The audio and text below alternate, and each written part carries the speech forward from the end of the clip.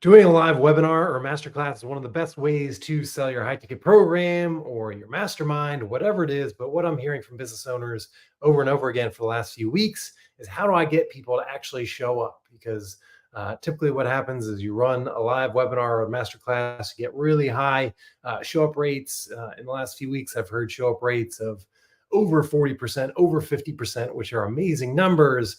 But as you consistently do that webinar and as you consistently go out to your email list and run ads, what I typically see is the diminishing returns that happen over and over again for a lot of coaches, mentors, and business owners that are out there. So today I'm going to share 2 simple secrets on how to ensure that doesn't happen to you, how you can catch your audience's attention, actually get them to show up live and in person, interact with you even more, and actually get to the point where by the end of the webinar, you are selling more and more of your high ticket products and programs altogether. So if it's the first time joining one of my lives, I'm Brian Czekanski, and I work with those business owners and coaches in particular that use the live webinar and masterclass. I think it's a great tool, especially if you're demonstrating your expertise, if you're building a relationship with your audience, answering their questions and objections along the way, and putting people into your high ticket program, mastermind, group program, whatever it is. But the thing that the way I can help is kind of being a complementary strategy to all those people that fall through the cracks in terms of those live masterclasses. So there's certainly going to be people that opt in for your ad and don't show up for that live masterclass because that time didn't work, that day didn't work. They got, the whole, their life got in the way. And there's going to be people on that live masterclass that maybe have a question or objection that they're not willing to put in that comment box, or maybe jump on a sales call with somebody and on your team and get those questions answered. So I'm kind of that way to building an additional profit center for all those people that fall through the cracks in terms of your live webinar and masterclass. But today I'm going to really focus on getting more people into your getting people to show up. So kind of like there's 2 simple things, 2 simple strategies that I would think about, and I would kind of use the analogy of kind of a dating app. So if I use I know this is kind of very old school and probably not as many people use it these days, but if you think about Tinder and kind of swiping right and swiping left, anytime you think of this scenario where you swipe right and maybe you're that supermodel or, think about that supermodel, either male or female, that you kind of fantasize the most. Imagine if they swiped right and you had a Tinder profile and you both swiped right and you kind of saw their picture there. You wouldn't immediately propose to that person. You wouldn't immediately propose a date with that person. You try and get to know them. Kind of the next step is just sending them a message to build the conversation. And it's the same way with a live webinar. Is just because somebody opted in for your ad and decided to express interest in your live webinar doesn't mean they're going to show up for that first date of that live webinar. You have to be able to start to build that conversation, have those conversations back and forth with them so you can build trust, you can build up that curiosity, and ultimately get to the point where they show up on that day. So think about that live webinar, your masterclass is almost like that first date. And a lot of the pre-selling and a lot of the work has to be done before that time. So again, in the scenario where maybe you're running a live masterclass on a Thursday and they opt in for your ad on a Friday, you have that, again, you have almost a week where you can go back and forth with them, send emails, you can use SMS to build some of these messages as well. But what do they need to hear to ultimately show up for that first date, which I'm kind of talking about here on your live masterclass or webinar that next Thursday. So the first part is what do they need to know to ultimately show up for that live webinar that you're holding on that next week, or maybe even that next day. So I'll kind of truncate it too. So let me just jump in with a few suggestions here. So the first secret is really just knowing what do I need to send? How do I start the conversation here? And again, this is kind of a very simple graphic. It wasn't something I came up with. Alex Catoni, a copywriter that I came across a couple of years ago, kind of drew this out for me, and I kind of put it in a little bit more formal graphics. So it's not something I came up with, but it's something that always in the back of my mind in terms of writing for other clients, but also in terms of webinar attendance, you should use in terms of okay, what are the messages that I have to send to these people to get them to show up on that first day? And you can really think about it okay, if I can send a message to them every single day, what is going to be most what's going to be most useful for you to get to the point where they want to show up. So again, kind of showing up with, so you got the marketing tools on the left hand side, kind of the emotional drivers here, and kind of the core messages here. But like, again, if you want them to show up on that day, we want to hit as many of these emotional drivers as possible.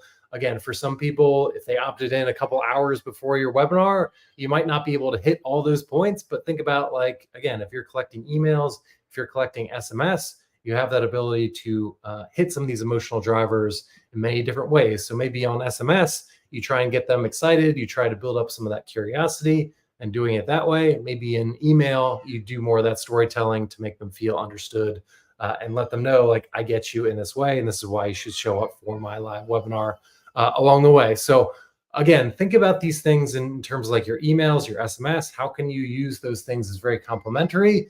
But ultimately, you want them, even before they get to that live masterclass, like webinar, to get them excited about showing up. Again, we want to be able to do that along the way. So again, start out with number one here. It's like, again, go back to that example of Tinder. Again, somebody swiped right to your profile. You have some attraction there. Like, one of the first things you're going to do is kind of like introduce yourself. And this is something that most people don't even realize. If they opted in for your ad, like, they have no idea who you are. So in that welcome email, in that first email, like, one of the things I would suggest is, like, how can you start to build some of the bridges between their story and your story? Again, especially if you're a coach or a mentor that has kind of been in your audience's shoes before, how can you share a personal story or again, a business story about how you've been in their shoes before? You've struggled with the same problems that they've dealt with before. Again, maybe you don't have the same story as your audience, but how can you use maybe some of your testimonials, your success stories, to say, I've helped with somebody just like you, in the way that, okay, I understand you, I get you, kind of building from that. So again, in the same way that you'd go on a dating app and say, like, hey, I found these areas of common interest, like, here's why we might be a good match. You're kind of doing that in welcome email or email number one, in terms of like allowing them to get to know you a little bit better. And this kind of sets up, especially if you're in a live webinar and you're kind of demonstrating your expertise in that webinar, and you probably are, like, why should they believe you? Why are you not another scam on the internet? We're going to start to do that in message one, email one, SMS one, whatever your strategy is. Like, let's think about how we can make them feel understood by either sharing your story, sharing a story of somebody you've helped in the past that is just like them. So a lot of this comes down to, like, really understanding who is your audience, what problems are they dealing with right now, why do they want to get out of those problems, and what are they ultimately looking for. But again, if you have that kind of transformational story of somebody, just like your either own story, like, ideally you have your own personal story that you can share, but if it's something just like them as well, but like, introduce yourself. Like, you don't want them to show up on that live webinar or masterclass, and they're probably not going to show up on the day if you haven't introduced yourself, allowed them to, like, showing some vulnerability, or at least tried to build those connection bridges, those affinity bridges that I kind of call them, in kind of those first couple messages. And again, as you go along, maybe somebody doesn't want, read email one. So you have to, in your future messages, maybe it's in the PS, like, whatever it is, like, kind of remind them, hey, this is why I'm just like you. This is why I've helped people just like you to get to where you want to be. This is why you should show up on there. So again, really understanding, like, in email one, in that message one, how can I introduce myself? How can I let them know I get you, I understand you, this time is different, and everything that you might be trying right now might not be the right approach. And then kind of getting into, again, this is kind of gets into kind of like the second column here, kind of building up your authority, your credibility. You can do that in your personal story, but like, here's where you can get into a little bit more about sharing some of your success stories. So maybe it worked for your own personal story, but maybe in your SMS, maybe in SMS number one, here's where you share a link to one of your YouTube videos of where your success stories talks about how you're able to get that transformation. So a way to kind of build up your authority, your credibility. Maybe it's where you kind of introduce your process. So maybe you're talking about email one, how you were able to get to that promised land that they're looking for. And maybe in email two, it's kind of building out your 3-step process to actually allowing them to get there. So like, here's where we're kind of breaking down that risk reversal. Maybe you have a guarantee around that. Maybe you don't have to start to get into that in the messaging, but like starting to show them the path of how it's possible. So like right now they might be stuck on Hell Island. They want to get to Heaven Island, but there's this large gap. There's this large ocean that they have to kind of cross, and there's sharks and there's all kinds of danger out there. How can you start to show them the bridge of like something that is possible of like, okay, follow these three steps. Here's kind of the process of getting you there. So you're starting to build up that believability of like, okay, this is possible. He's not just putting a pie in the sky type of promise out there, and this is not going to happen for me. Because again, go back to, I've done videos on this before, like everybody thinks they're a special snowflake. So we want to make sure that we're building up like, okay, your situation is not unique. I have this proven process. It's maybe worked for me in my own personal story. Maybe you share a success story of somebody just like them to start to build up that believability. And again, what we're doing is starting to build up some curiosity. So the second secret that you want to think about as we're doing these things is how can you build up curiosity? How can you start to build up some open loops so that they have to come to your webinar to find those solutions? So again, in your ad, you probably had one hook that kind of caught their attention, but in their live webinars and as you break down your masterclass, how can you build out maybe like 30, 35 hooks that you can think about, like building up enough curiosity that when they do show up for that live webinar, they're going to find those answers to that. So it's very much, think of it as like a TV show. Think about those TV shows that you saw in the past where it's like, okay, once a week we had a TV show. It's not as relevant now that we have streaming, but like think about those TV shows that you loved that, that had that kind of trailer at the end where it said like next week, and they built up all this curiosity so that when next Wednesday or next Thursday came along, you had to show up and find out like, okay, like what happened to this character? What happened in this event? There was just enough curiosity that you had to show up. And that's what we're trying to do in our webinar as well, is like, how can we build up so much curiosity that they not only mark it on their calendar, but how do they actually show up? Because they need those answers. It's something that is just like burrowed in their head that they constantly think about, even if it's on their calendar, like we want it to be front and center. And with each message that you send, you're probably not going to put each of those hooks in one email, but think about how in each email that we send, how can we remind them about what that webinar is about, what's in it for them, but also sharing a little bit more. How can we build up and share some of those open loops? So in a given week, you might give them 30 different hooks that are out there, and there might be one hook that really catches their attention, that really is the one thing that makes them to show up. So we want to kind of give a diversity of different things. And then when they do show up, again, you kind of answer those things along the way so that even if they don't aren't sold on your masterclass or aren't sold on your program right now because of any number of things, they still see value in what you're doing and demonstrating your expertise. Like there is value in kind of just showing up for your webinar or masterclass.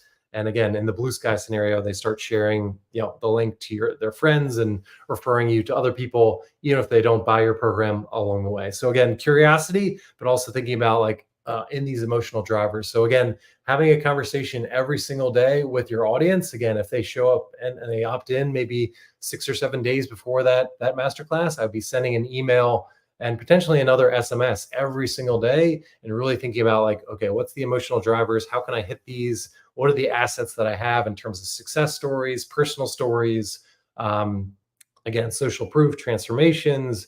Do I have any kind of risk reversal? How can I build up my authority, credibility enough that they want to show up and hear more? Again, we're not going to give away everything. Like we're not going to talk about your offer in those emails or do anything that you can kind of tease out some of the benefits and outcomes of that. I wouldn't get into any of the features of it. I would just get into again, we're just selling them on that next step, which is really, showing up for that webinar where you had a specific hook that you came along the way. And then again, at the top here, like what's really going to get them excited is if you're speaking their language, you're speaking to the outcome that they want the most, but also building up that curiosity. So like, here's how I can help you. Like, again, that webinar almost has to have enough value. Think of it as almost like an offer in itself. So they want to be able to show up on that day. And again, if they don't even buy for your program, you want to up level their life enough. You want to get them to a next stage where it's like, okay, my life has been improved by spending 45 minutes, an hour, 2 hours with this person because I got a lot of value up to it. And again, they might not sign up today for your program, but 6 months from now, you're going to stick in the back of their mind. And that's how you can kind of again, especially working with my process, that's how I can kind of clean up some of those lost sales really quickly. And that you build a relationship with them, you built up those things, and maybe they have an objection, maybe it's just not the right time for them, but I can kind of clean up and bring some of those lost sales into the fore and bring them to you just by having a one-to-one conversation with them without jumping on a sales call, those kind of things. So keep these things in mind as you're thinking about your emails, thinking about your SMS. How can you hit on these emotional drivers as much as possible? Again, for some of them, it's you're not going to have enough time to send enough emails to do that, especially if they signed up on the day. But think about these things, and then again, this is something that Alex Catoni shared with me. Like, here's 7 questions. Can you really think to kind of drill down into those emotional drivers? How can you make them feel understood? How can you make them feel safe? And how can you ultimately change their identity? So, like, again, at the end of your webinar or masterclass, you want to ultimately change their identity of what's possible, even if they don't jump into your program right away. That's perfectly fine, and go into that. And again, thinking about curiosity. So the next thing I want to do is just give you an example of what this looks like. So I know there's one in an ad that I came across in the last week. I saw, these are crypto coaches that have a mastermind program. I know they're running a live masterclass. I don't know if it's every week or every couple months, but I wanted to kind of give you an example of, these aren't emails that I've written or anything like that, but just wanted to provide an example of, okay, like if I was going through their process, going through their emails, like how can we start to raise some curiosity, number one, but also think about those emotional drivers in terms of what we're doing here. So like we can actually go through these emails and see like what are they sending and how can we easily improve them? And they might help you as you're thinking about your email program or your SMS. Like how can we improve these things along the way in terms of doing here? So like I opted in, on the 14th. I think their masterclass was on the 18th. So again, they had plenty of time. Like again, the good thing is that they're sending pretty much every day. I would say the one thing to point out is their masterclass was on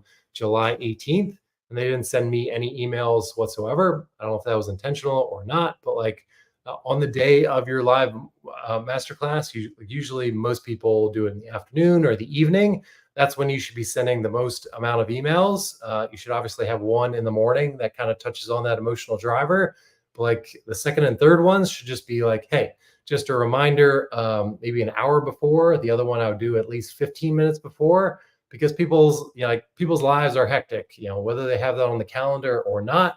We want to really remind them, hey, catch their attention, that maybe that 1 hour reminder is something that they see. Maybe that 15-minute reminder is something that they see. And in those reminders, again, think about all the hooks that you've kind of come up with. Again, think of like 30, 35 hooks. How can we put different hooks in those emails to remind them like, okay, like what's in it for you to actually show up, but how can we generate enough curiosity that, okay, maybe in that 1 hour email, you generate some curiosity and open loops that get them to show up, and you further build on that in the 15 minutes. Again, just think of like nobody's sitting around waiting for your webinar. We have to constantly be in front of them, building that curiosity, building that reminder, building up that relationship along the way. So let's take a look at this first one in terms of this. So again, I just signed up for the live web masterclass. Congrats on taking the next step to changing your path in crypto forever.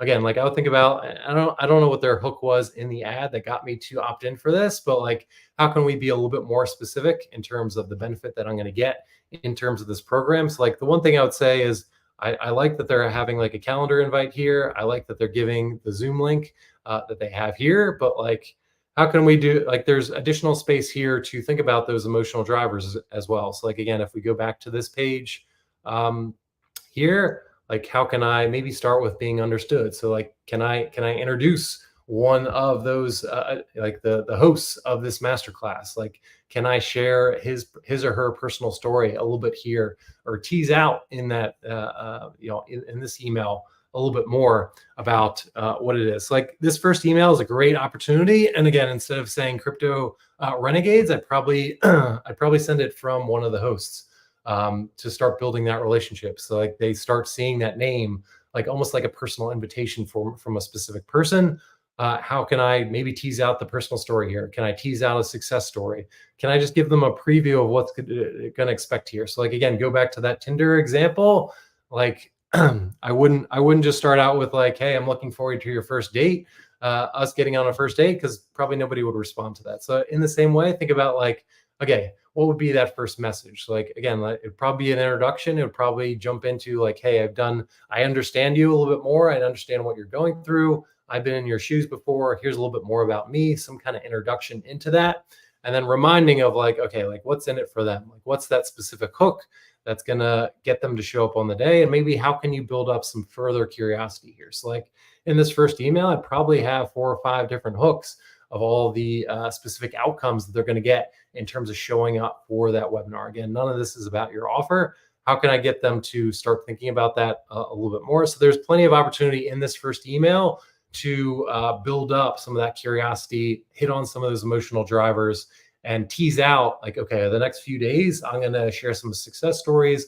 I'm going to really build upon what I talked about here. You don't have to do a ton in terms of the welcome email, but like, again, this is your first conversation with this person. You want to make sure like you've got their attention, especially if they just opted in for an ad.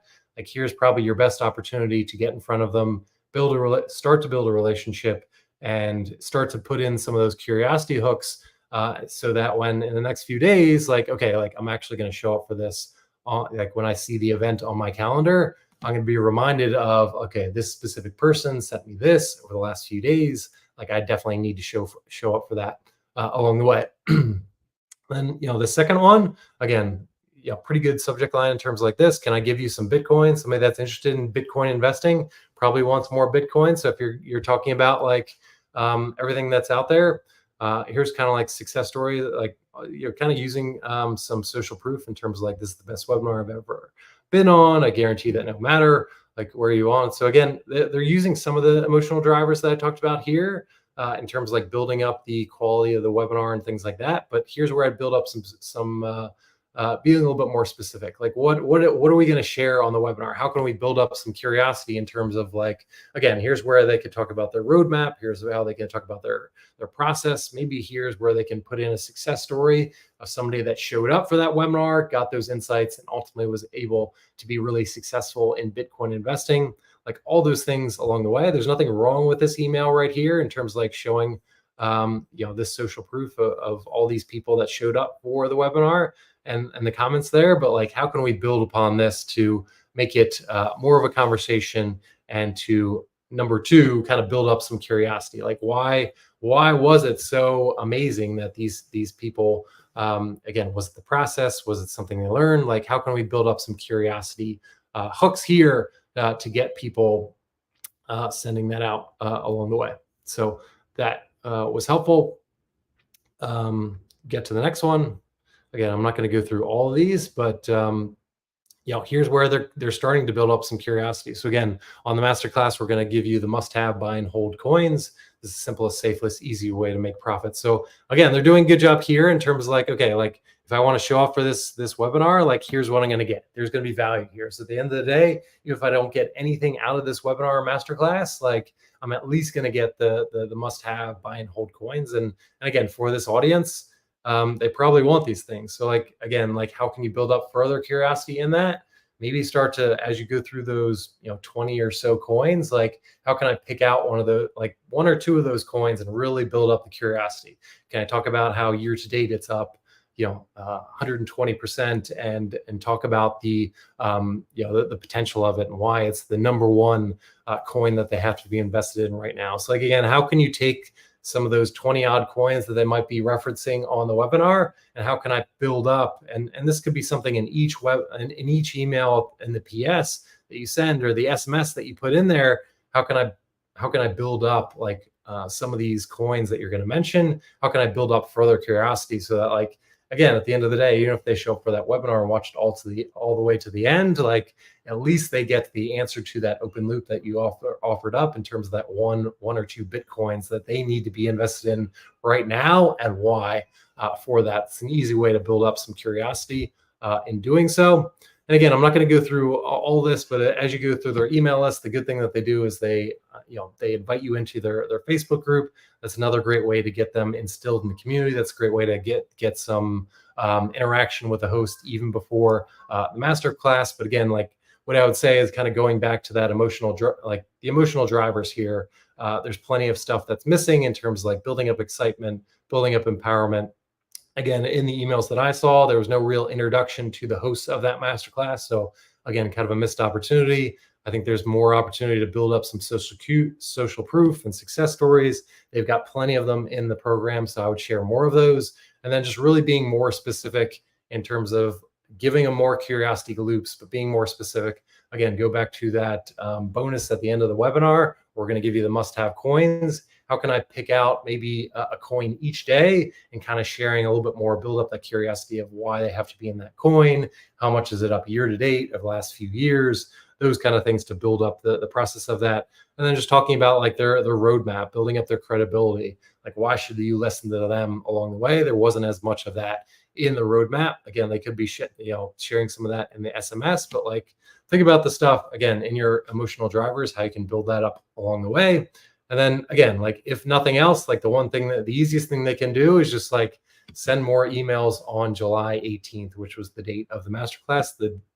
On the specific day that your masterclass or webinar is, like, give people reminders an hour before, 15 minutes before, on the morning of. You might think you're bothering them too much, but like, again, if your coaching program or mentorship is changing people's lives and getting them to where they want to be, like, you're not bothering them. You're actually doing a disservice if you're not sending them along, if you're not reminding them. And like, again, they're only going to suffer in kind of their silence, or give their money to one of your competitors along the way. So like, you don't want that to happen. So as much as possible, like, spend the time, give people reminders, expect that they're busy, expect that they don't have a ton of time, expect that they have 6 kids jumping all over them right now. So like, make it easy on them, give them a reminder. And notice that, like, depending on what your open rates right now, like most open rates are around 20 to 25%.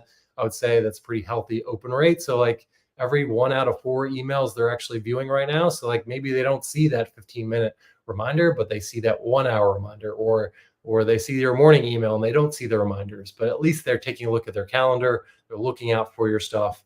And in future videos, I'll talk about like, okay, if somebody doesn't join your live webinar, like, what are those follow-up emails that you should be sending them to potentially get them on another live webinar, or how to sell your offer a little bit more directly, taking maybe the pieces of your webinar and kind of putting that in front of them in a different form, so that you can get more people into your mastermind or high ticket program along the way. So hope that was helpful in terms of getting more people on your live webinar and masterclass. Again, think about those 2 secrets in terms of like building up curiosity, building up those open loops, but also thinking about those emotional drivers. Again, take it back to kind of that Tinder example of like, hey, if you want to get that man or woman that you swipe right for and they swipe right for, like, what would be those messages that you send along the way? That kind of pre-selling your webinar, masterclass, and getting them to show up on the day is kind of all about like relationship building, building up that excitement, building up your credibility. All those kind of things are important, but you can't do that all in one email.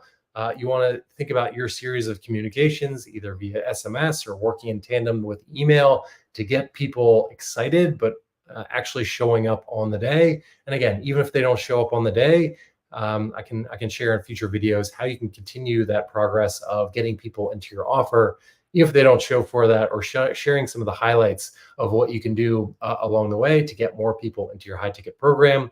And of course, working with me is obviously very complementary to what you're doing right now in a live webinar or masterclass. Happy to have a conversation about how I can pick up some of those lost sales of people that might have opted in, don't show up for your live masterclass, or they do show up for your masterclass and they say no for whatever reason on a sales call, or maybe they have one question or objection along the way. So happy to talk through how my process might be complementary to what you're doing from a live webinar or masterclass perspective. And with that, I'll see you on a future live.